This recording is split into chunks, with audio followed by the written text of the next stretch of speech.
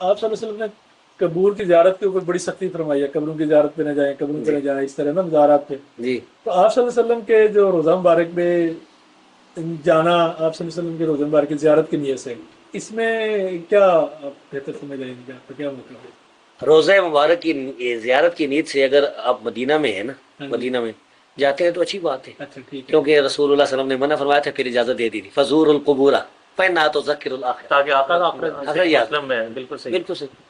اچھا آپ اگر سفر کر کے جاتے ہیں تو یہ جائز نہیں. اس میں علماء کا اختلاف ہے، ہمارے نزدیک راجح قول وہی ہے جو شیخ الاسلام ابن تیمیہ رحمۃ اللہ علیہ نے جو تحقیق پیش کی ہے نا، اچھا کہ قبر کی زیارت کے لیے سفر کر کے جانا جائز نہیں.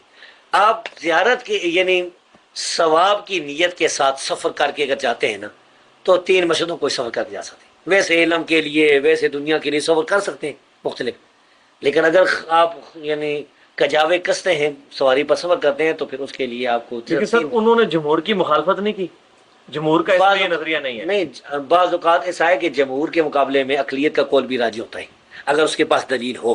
جس طرح ابوبکر صدیق رضی اللہ تعالیٰ نے جمہور کی مخالفت کی، صحابہ کرام چاہتے تھے کہ لیکن اگر آج کوئی شخص ابن تیمیہ رحمۃ اللہ علیہ کو چھوڑ کے جمہور کے موقف کو اڈاپٹ کرتا ہے، اند اللہ وہ بھی معذور ہے.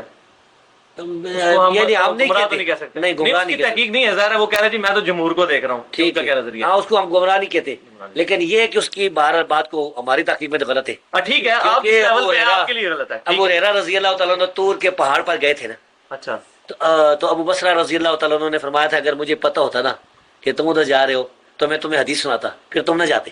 پھر یہ حدیث سنی.